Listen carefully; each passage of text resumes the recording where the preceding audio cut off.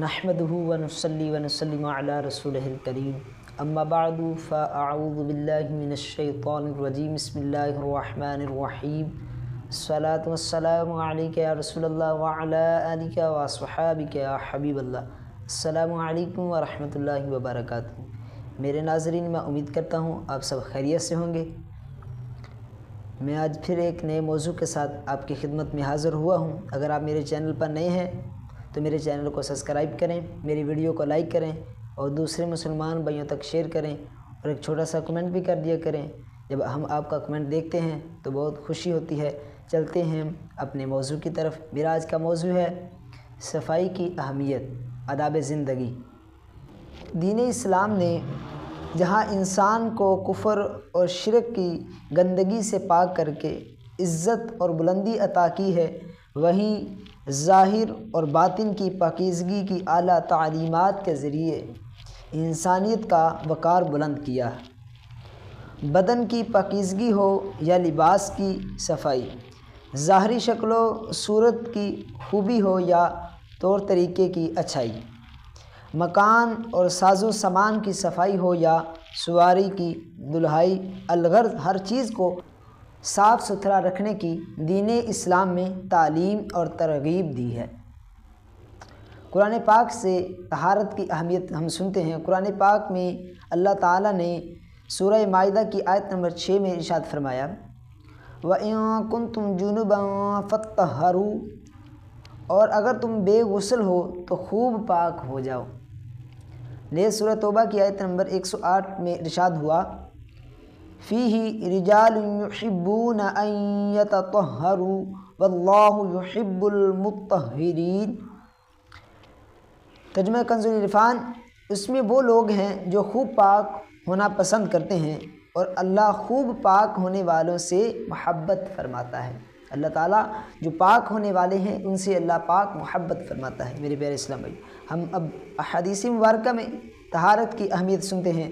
نبی کریم صلی اللہ تعالی وسلم نے صفائی کی اہمیت کو بیان کرتے ہوئے اس کو ایمان کا حصہ قرار دیا۔ چنانچہ حضرت سیدنا ابو مالک اشعری رضی اللہ تعالی عنہ سے روایت ہے کہ رسول اللہ صلی اللہ تعالی وسلم نے ارشاد فرمایا، الطہور شطر الایمان، صفائی ایمان کا حصہ ہے۔ نیز آپ صلی اللہ علیہ وسلم نے جسمانی طہارت اور پاکیزگی کا ایک جامع نظام عطا فرمایا۔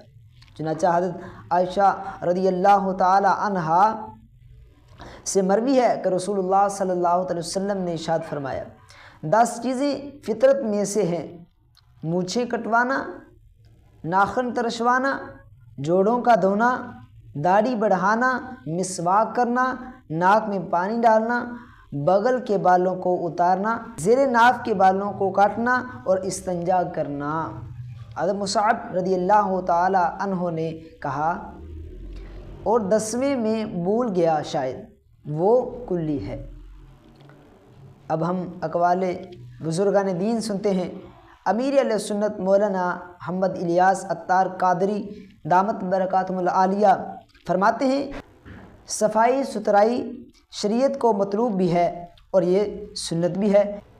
ہمارے پیارے آقا صلی اللہ تعالی وسلم نفاست پسند یعنی صفائی پسند تھے، اور آپ نے صفائی کی تاکید بھی فرمائی۔ امام غزالی رحمۃ اللہ تعالی علیہ فرماتے ہیں، طہارت کے 4 درجات ہیں۔ نمبر 1، ظاہر کو ناپاکیوں سے، نجاستوں سے اور پاخانے وغیرہ سے پاک کرنا۔ نمبر 2، اعضاء کو جرائم اور گناہوں سے پاک کرنا۔ نمبر 3، دل کو برے اخلاق اور ناپسندیدہ عادتوں سے پاک کرنا۔ نمبر 4، باطن کو غیر اللہ سے پاک کرنا۔ اسلامی تعلیمات کی روشنی میں دیکھا جائے تو بآسانی اس بات کا اندازہ ہوگا کہ جسمانی صفائی کا تعلق فقط ہمارے جسم اور لباس سے نہیں ہے، بلکہ جسمانی صفائی میں ہر وہ چیز داخل ہوگی جس کا ہمارے جسم اور لباس کے ساتھ تعلق ہے۔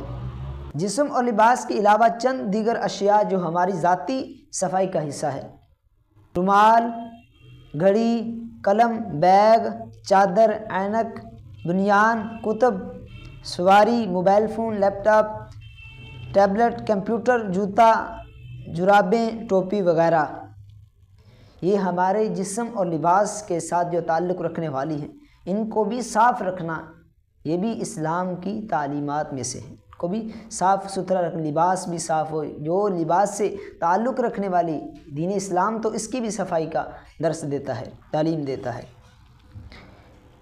ذاتی صفائی کے فوائد۔